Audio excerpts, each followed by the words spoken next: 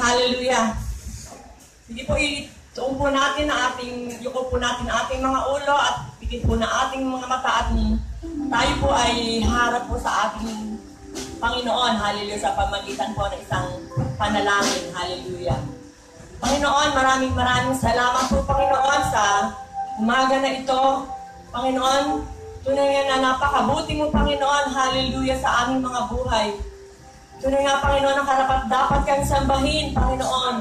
Karapat-dapat kang purihin, Panginoon, dahil mabuti ka sa amin, Panginoon. Hallelujah. Salamat, Panginoon, sa buong isang linggo, Panginoon, na binigyan mo kami ng buhay at kalakasan. Pinoteksyonan mo, Panginoon, ang aming mga pamilya, Panginoon. Kaya muli, Panginoon, salamat, Panginoon, sa katagumpayan na nandito kami sa iyong sambahan, Panginoon, upang ibalik sa iyo, Panginoon, na lahat ng mga papurit pagsamba. Masamba ka namin, Lord, sa Espiritu ng katotohanan, Panginoon. Lord, na maipadama namin sa iyo, Panginoon, kung gaano ka namin sinasamba sa aming mga buhay, kung paano ka namin minamahal, Panginoon. Kaya sa oras na ito, Panginoon, sa iyo lamang po namin pinagkakatiwala, Panginoon, ang oras na ito. Dalayan mo, Panginoon, ikaw ang bibigyan po namin ng kaluguran, Panginoon, sa oras na ito. At Lord, inahandog po namin sa iyo ang aming pagsamba bilang isang mabangong samyo sa iyong harapan, Panginoon. Kaya Lord, salamat po, Panginoon, at ikaw po, Panginoon, ang manguna, Panginoon, sa lahat po na ikaw gagamitin, Panginoon, sa oras na ito. Natunay nga ikaw lamang po ang aming maparangalan sa pangalan ng Ama, ng Anak, ng Espiritu Santo. Amen! Hallelujah! Thank you, Lord.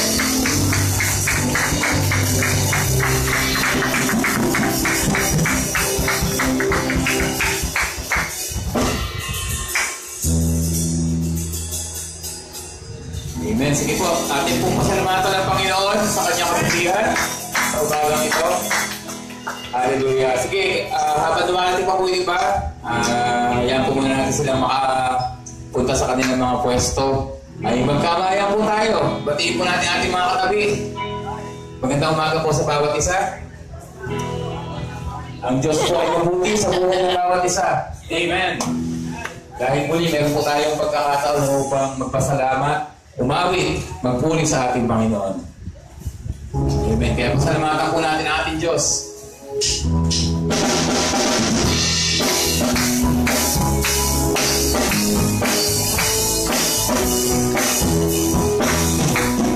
Di ba't kay buti ng Diyos?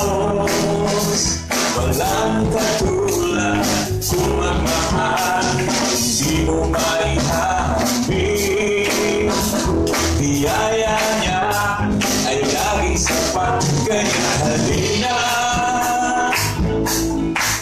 magsama-sama, magpasalamat at mag-alay ng awit, pag-iwan ang pag-ibig niya. Indang sumayaw para sa kanya, umawit ang pag-uri, pasalamanan siya.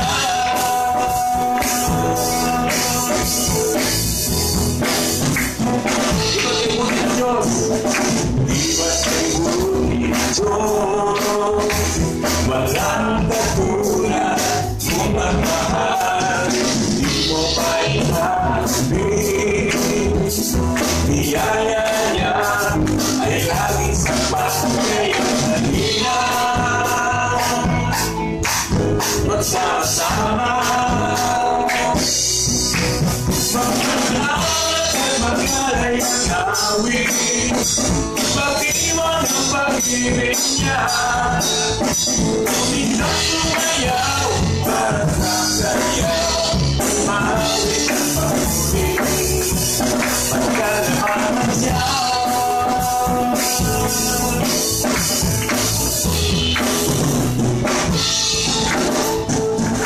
Di ba't kay buting Jesus magsasalanan, dahil Panginoon wala nang makapapalitan sa kanyang dakila pagmamahal, kaya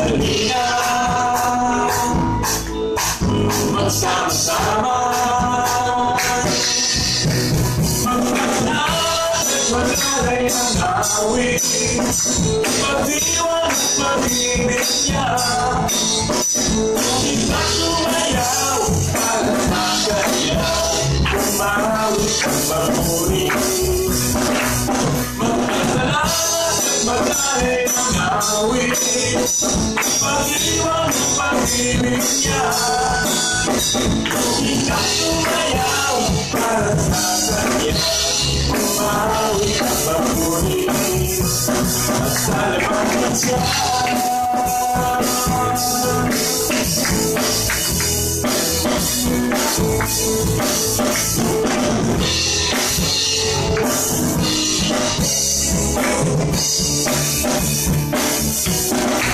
Kaya halina Biglang sumayaw para sa kanya, umawit ang pagmuli. Magpapalawat at magalay ng awit, pag-iwan ang pag-ibig niya. Biglang sumayaw para sa kanya, umawit ang pagmuli. Magpapalawat siya.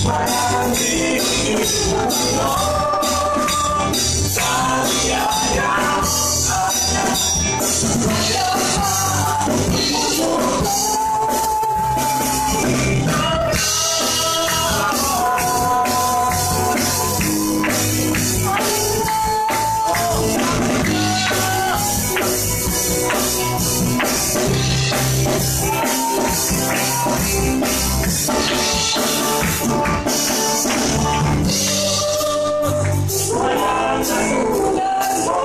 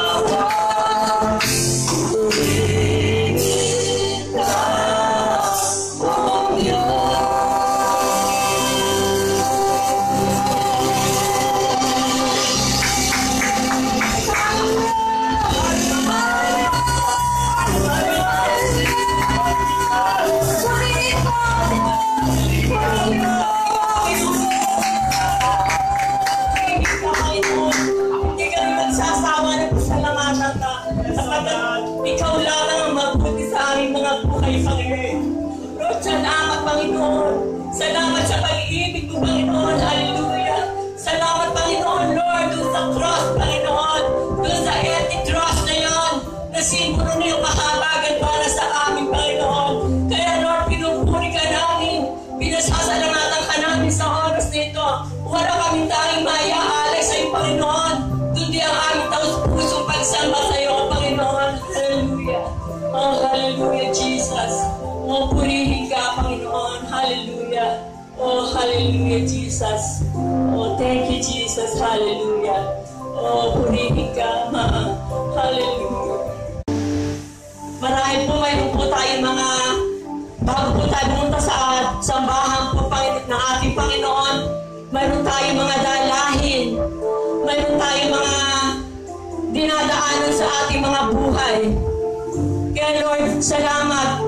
Salamat po, Panginoon. Nandito ka, Panginoon, upang tugunin, Panginoon, yung aming mga karaingan sa iyo, Panginoon. Kasi sinabi mo nga, Panginoon, sa iyong mga salita,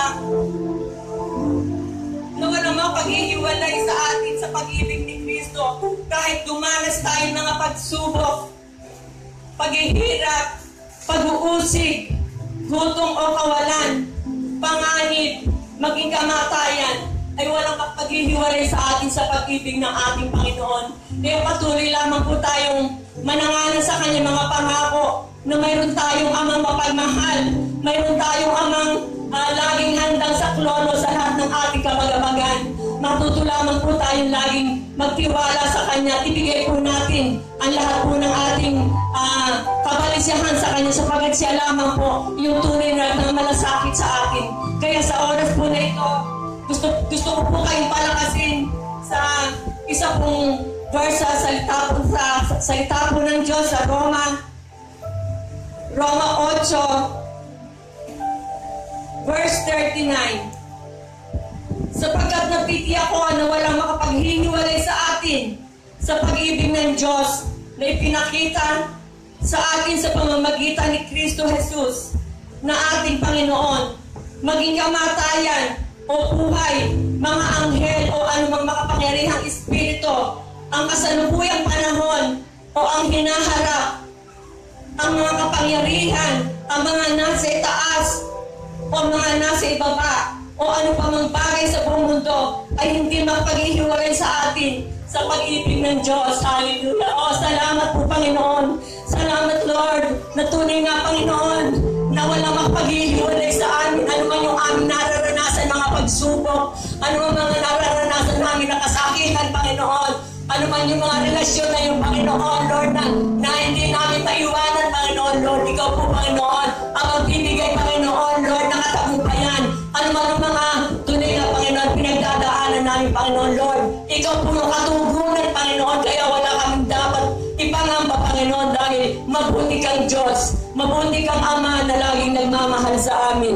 Kaya sa oras na ito, bakit po hindi natin pasalamatan ng ating Panginoon? Ibuka po natin ang ating mga labi at magsaysay po tayo mabubuting bagay na ginawa po sa atin ng ating Panginoon. Hallelujah. Oh, hallelujah, Jesus. Salamat po, Panginoon. Salamat po, Panginoon, sa lahat ng mabubuting bagay. Salamat sa pag-ibig mo, Panginoon, na hindi nagmamaliw. Kaya patuloy kami, Panginoon, manananganan, Panginoon, sa mga salita, sa iyong mga pangako, Panginoon. Lord, ikaw lamang po, Panginoon, yung nagmahal sa amin ng walang katulad, Panginoon. Kaya sa iyo lamang po namin binabalik yung mataas na papuri. Ikaw po ang aming maparangalan sa oras na ito. Hallelujah. Salamat po, Panginoon, sa puri at sa kalakasan na patuloy yung pinagkakaloob sa bawat ng mga anak, Panginoon, sa oras na ito. Kaya salamat po, Panginoon, sa iyo po papurit pagsamba sa pangalan ni Jesus. Ang lahat po ay magsabi ng Amen. Amen. Hallelujah. Thank you, Jesus. Thank you, Lord. Thank you, Lord.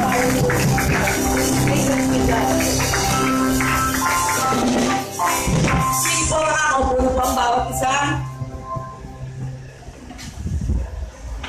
Bago po tayo magtuloy-tuloy po sa ating announcement, meron po bang bago o VIP? Hallelujah, na mga bagong kaluluwa po na ating pong dadalhin dito sa harapan upang maipanalangin po. Sige po, kung mayroon pong bago,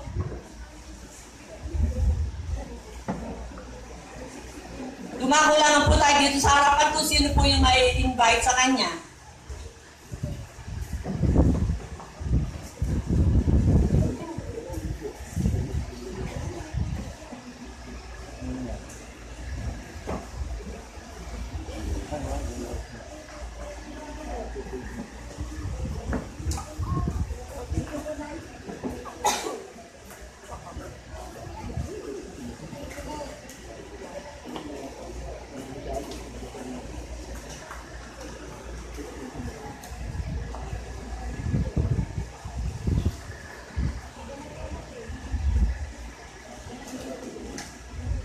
Amen. Sige po, tinatawagan po natin ang ating ating pastor para po ipanalangin po ang ating mga bagong mga.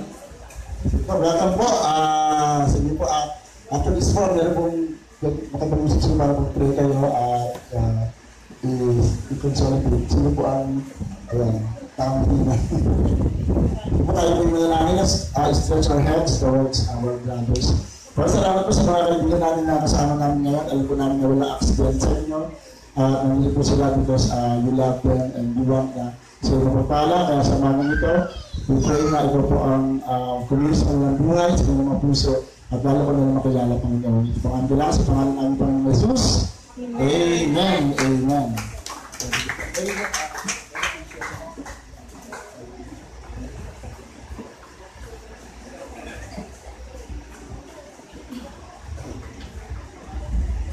Ayun, welcome po muli.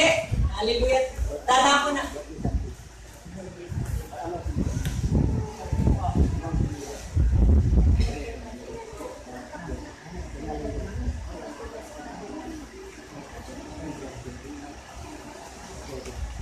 Dadako muna po tayo sa ating announcement. Dito po saan meron pong cluster gatherings po na gaganapin sa March 31 sa pangunguna po ng Team Root na pinangungunahan po ni Ate Sol. Ayun. At sa April 7 naman po, yung pong Team Paul na pinangungunahan po ng ating pong wapong director. Amen.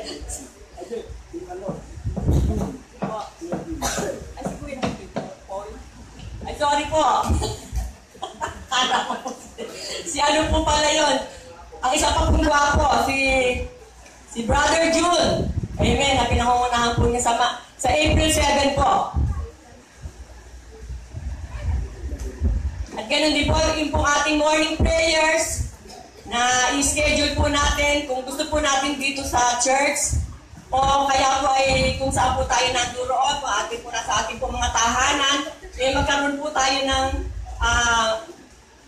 isang magang panalahinan. Hallelujah. Na-schedule po natin yun sa araw-araw. Amen. Hallelujah. At ito po yung mamaya po sa ASM. Alas 5 po hanggang alas 7 yung pong Grand Pre-Encounter Sundays na ginaganap po yung sa fourth service po. Kaya ay po, dumako po tayo mamaya sa fourth service po sa ASM para po sa Grand Encounter Sunday. At sa ating pa pong upcoming events, magkakaroon po mamaya ng night po.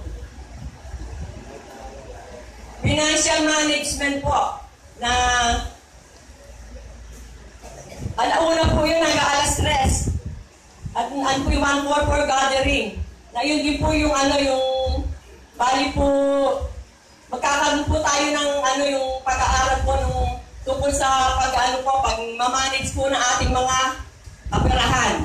Kaya mamaya umattend po tayo kahapon po nandito po kami at napag-aralan po namin yung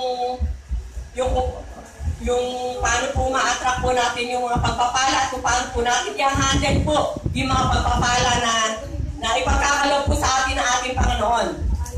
At yun po ay pinangunahan po ng ating pong kahapon po na nagsalita po ang ating pong Pastor Ed Lapis at ang ating si Pastor Joseph Reyes. Ayun po na sa isa po sa mga talagang milyonary po ni Lord. Hallelujah! Susunod na po tayo doon. Amen. Hallelujah. Kaya yun po, at yun din pong gaganipin na encounter. Naihanda na po natin yung ating pong mga delegates na dadalhin po para po sa batch 28 encounter na gaganapin po sa April 13 hanggang 14. Kaya yun po, magdala po tayo ng ating pong mga bagong kaluluwa upang maka-encuentro po nila po ang ating Panginoon. Katulad po kung paano natin po naka-encuentro po ang ating Panginoon at nagkaroon po tayo ng talagang pagbabago sa ating mga buhay. Amen. At hindi na po ako makakatagal, basahin na lamang po ninyo yung ating bulletin para po malaman niyo po yung mga iba pang information dito. Kaya sa oras po na ito, ihanda naman po natin. Ay, meron po pala tayong birthday Sundays. Kaya tinatawagan po yung may mga birthday ng March. Ito, tumayo po at tayo po ay magkakaroon po ng celebration po dito sa harapan.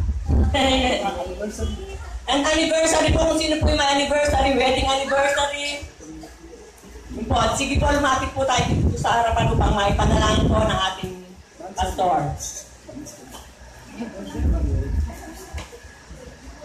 Hazel.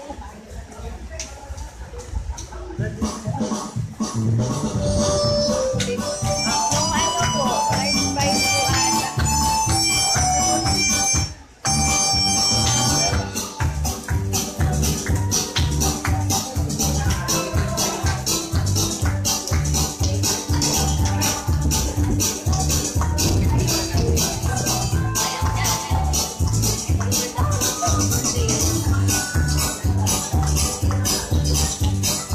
Gitna, gitna.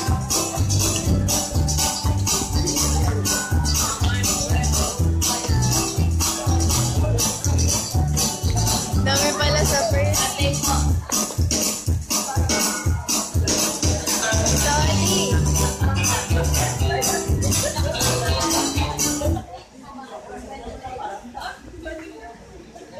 Oh, couple.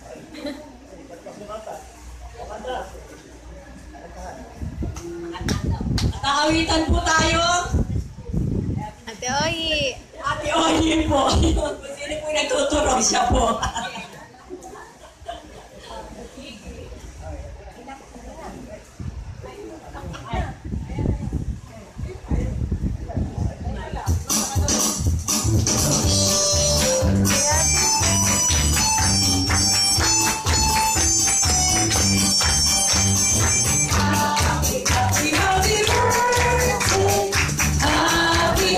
Happy birthday.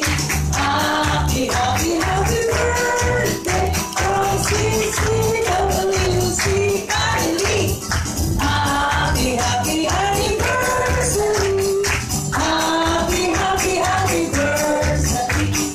Happy, happy, happy birthday. Oh, sweet, sweet, W.C. Kylie. Kayo, kayo!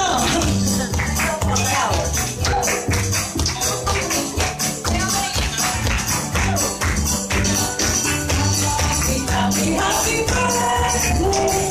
Happy, happy, happy birthday. Happy, happy, happy birthday. From CCWC family. Happy, happy, happy birthday. Happy, happy, happy birthday. Happy, happy, happy birthday. From CCWC family.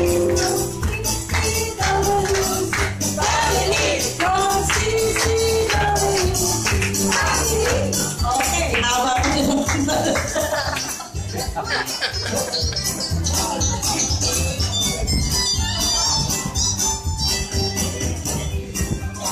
sige po.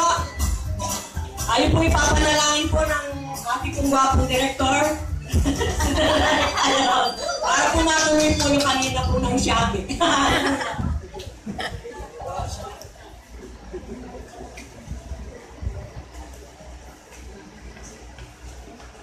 Ayoko na nga ako eh. Ayoko na. Di ba, nalangin po tayo. Thank you, Lord. Tunay po Panginoon na napakadakila mo sa aming buhay. At ngayon po Panginoon, kami po ay nakiki-celebrate, especially dun sa mga nag-celebrate po ng birthday, kung ngayon man o nagdaang araw, o kung paparating pa lang kanilang birthday, Lord, we celebrate with them. Salamat po Panginoon na napakadakila mo sa kanilang buhay, na sila po ay narito ngayon, nakilala kanila bilang Diyos sa kanilang buhay. Ikaw po ang pinakamalaking regalo. Walang kapantay na regalo na tinatanggap namin sa aming buhay, Panginoon. Kaya patuloy pong dalangin namin ang patuloy na kalakasan sa kanila. Marami pang birthdays to come. At ang patuloy po na pagkilos nila at pagsunod nila sa kalooban mo sa kanilang buhay, Panginoon. Alam po namin na kapag kasama kanila, ay lahat po ng bagay kanilang kayang gawin, Panginoon. Ganyan din po sa mga nag-celebrate ng wedding anniversary. Lord, tuloy po na patuloy mo silang puklorin ang pag-ibig na nagmumula sa iyo. At ang panalangin po namin, Panginoon, ay ang mga desire ng kanilang puso, ang mga panalangin po nila, ikaw po ang tumugod nito, Panginoon. At ibuso po ang pagpapala sa kanilang mga kanya-kanyang pamilya, Panginoon. Sa pangalan ni Jesus, ito po ang aming panalangin. Amen.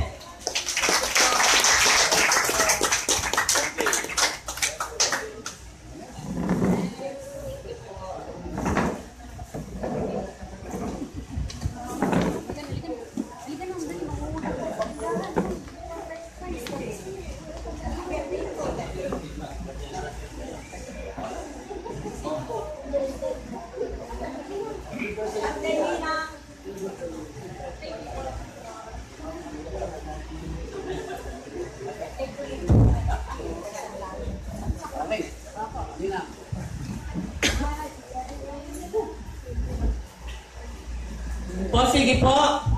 Makakaupo na po tayong lahat. At ngayon naman po, ihanda po natin ang ating puso at isipan sa pakikinig po ng salita ng Diyos na dadalhin po ng ating walang iba kundi po ang ating butihing pastor, si Superman, si Pastor John Sanag. Tumayo po tayo lahat bilang paggalang po sa Man of God. Hallelujah. Thank you, Jesus. Sige po, talagang po sa Panginoon, sa pangalakas sa Panginoon. Because we believe it's God who Amen. So, ilan pong reminders pa rin po. Katulad po namin ang namin, encourage naman namin sa Financial Management Seminar. Ang ating guest speaker po ay si Pastor Ed Lapis, brother Rene Resurrection. So, bakit na siya dito mamaya? Ayan. Marami po nakapagpa ko. Siyempre, hindi man talaga Ed Lapis in person, pero we are blessed sa amin napakinggan kahapon at natutunan kahapon sa seminar. It will be a part 2. So, nabis ko yung kahapon, sayang po. Pero wala naman marami pa rin kayo matutunan. And then secondly, ay available sa lahat ng sa leaders, available na po yung ating pangalawang bahagi ng ating Every Heart for Jesus. So, get your copy kay Ate Jane. Yan, 50 pesos po para po sa ating 2-month lesson. Para po sa ating mga cell groups. Pangatlo, sa April 9 po, alam ko na-announce ko yun, na April 9 will be our recognition Sunday. So lahat kung kayo yung mga anak na graduate or may honor this school year, we want to honor them and recognize them sa April 9. Kaya para magpalisalan lang po tayo sa ashing table para malaman po namin para as we call their names, alam po natin kung ano yung kanilang naging karangalan o tinapos sa pag-aaral. As I understand, yung grade 10 ay graduation pa rin, ano? Kaya nag-grade 12 tayo, yung mga nagtapos ng grade 10 will also be recognized as graduates. Yun ba yan? Parang, ang tawag doon? Completers. Tapos, although wala pa yata tayong graduate sa grade 12, ano? Dahil sa taong parang ba? Next year pa yung pinaka-actual graduation ng grade 12. So, yun, excited yun dahil first time na nag-graduate ng grade 12. Ayan. And then, dito ka na po sa Ate Jo, we're supposed to report yung ating financial dahil nga po, kung nakita niyo po ay nagpapatuloy niyo po yung ating building project at pwede na po kayo pumunta sa second floor. Ayan, napakalakas po ng hangin sa second floor. Dahil meron po siya, nakaset up na steel deck Pupusan na lang po siya para maging semento, and then after that, itutuloy po natin yung bubong para po makompleto. So, slowly but surely, something is happening, kaya let's thank God for that. At alam po natin na siguro po sa mga dating na panahon, we will really make effort na para nandun tayo magkaroon ng services para po mas malaki, mas maluwag, at we can have our joint services as much as possible. Ayun po. So, God is good. Sabihin mo sa kanila, God is good. Ayan. So, dapat manatili sa atin ang katotohanan yan. Although alam natin, minsan, we don't feel that God is good. And that is one of the flaw ng mga tao. Nakapag-iisip ko natin ang Diyos ay hindi mabuti. Minsan. Basta sa inyo, minsan nagkakura sa Diyos. Nung nagtatanong ko sa iyo, ba't ito ginawa mo? Ba't ito nangyari? Do you relate na minsan po ay nagtatanong tayo sa Diyos dahil hindi nangyayari kung mga gusto natin mangyari sa ating buhay? Hello, meron ba itong honest people na aaminin na minsan nagtatanong sa God? Ako lang ba? Ako lang baka spiritual ko pala. Nagtatanong mo sa Diyos. Anyway, if you're not admitted na kayo minsan nagtatanong sa Diyos, pero sometimes we may not verbalize it, pero iba pa, hindi na-verbalize pa talaga eh. Pero alam natin na mali yung mga panahon natin yan, and that is what we will learn today. So ang ating topic this morning is mga sikreto ng tagumpay, because our ating theme for this month is born to succeed. Yan, sabi mo sa kanila mo, I am born to succeed. Yan, yung subtitle tayo, hashtag hugot sa loob. Diba kasi nga po mga tao eh, kapag humuhugot, ano mensahe ng hugot? Yung mga yung mga nakakaiyak, diba? Bilang niya ng kape, yung matapang, kung kaya ko paglaban, hugot, diba? Pagbilang niya, ano ba yung mga hugot ng mga dati natin ngayon? Ayun, buti pa buti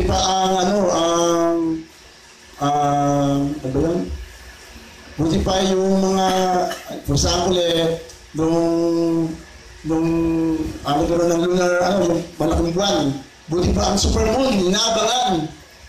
Pero ako, hindi mo kanabangan. So kapag mga hugot ng mga tao, alam natin yun sa malungkot. Diba kung sino po sa inyo kapag may makapalabas, tapos nakaka-relate ka, huhugot ka na lang at naramdaman mo na talagang hindi nga yung totoo nga yung masakit talaga. Diba? Yung nasaktan, ay nagmahal, nasaktan, ano sumunod? Huwag mo nagpakamatay. Nagsayaw, di ba? Yung meron program na nagsayaw. So ngayon po, pag-usapan po natin sa tao na marami rin hugot sa buhay niya.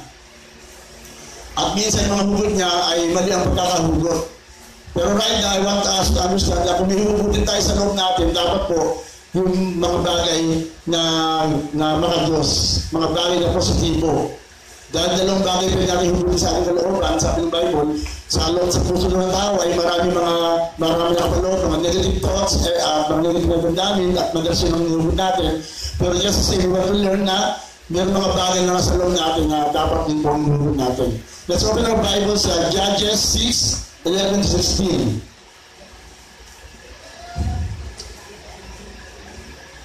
Sa NIV version po. Marami po. The angel of the Lord came and sat down under the oak in Ophrah that belonged to Joash the Abiezrite. When his son Gideon was threshing wheat in a winepress to keep it from the Midianites. So alam po natin na kung malipag dito, supposedly ang pag-iiik ng mga palay o ng mga wheat ay dapat po sa open space. Hindi po sa winepress. Winepress po yan ay para pong malaking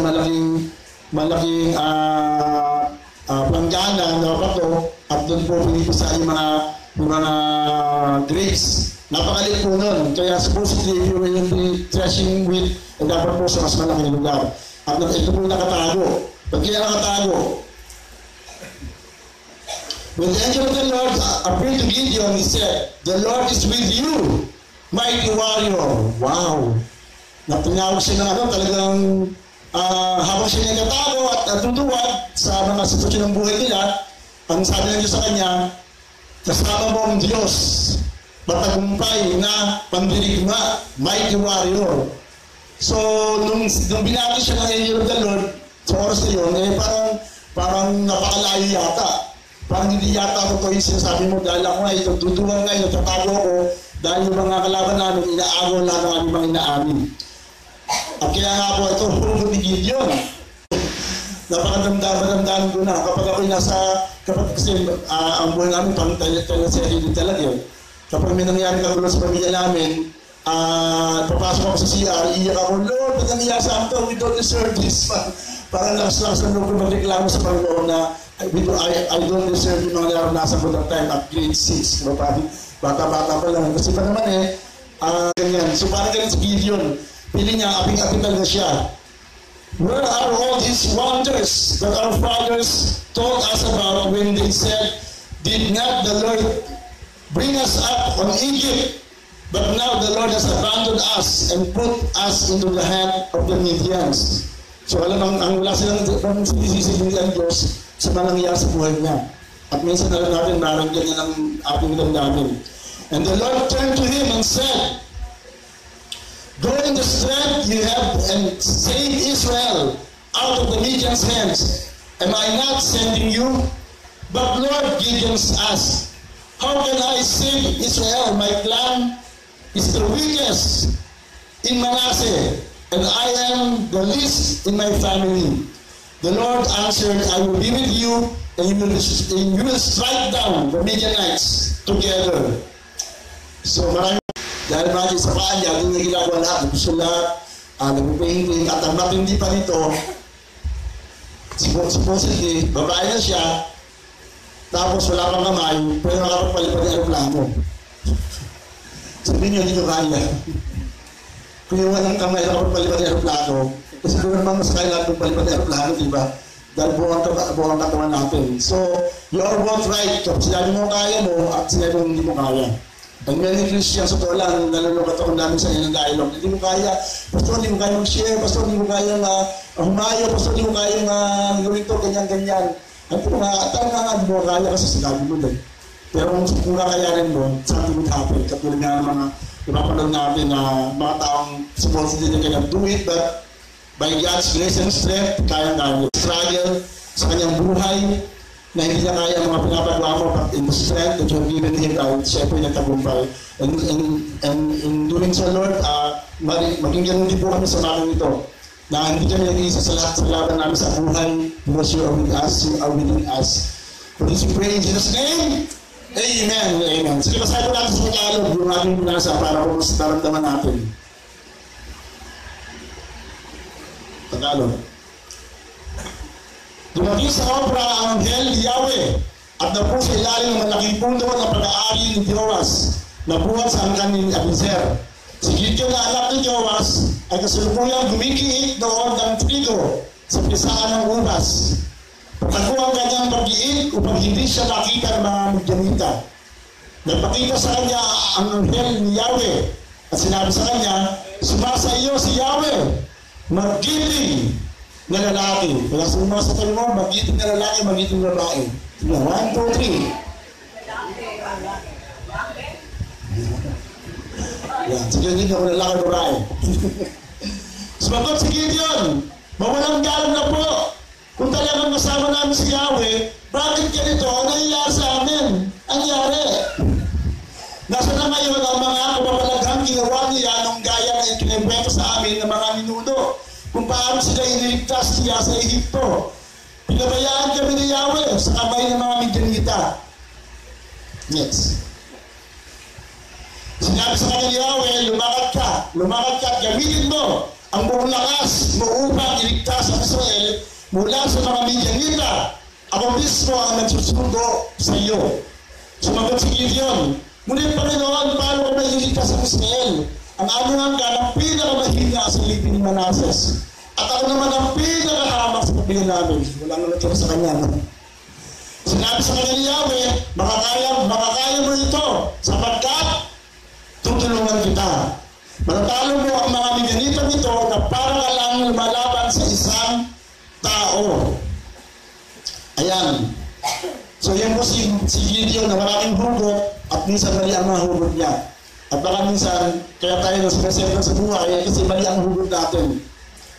We can be more positive in life and then be victorious. So pitong hugot o pitong bagay na prinsipyo makukuha natin mula sa story ni Gideon. Number 1, may pagpapala sa anumang problema. Sabi mo sa tabi mo, may pagpapala sa anumang problema.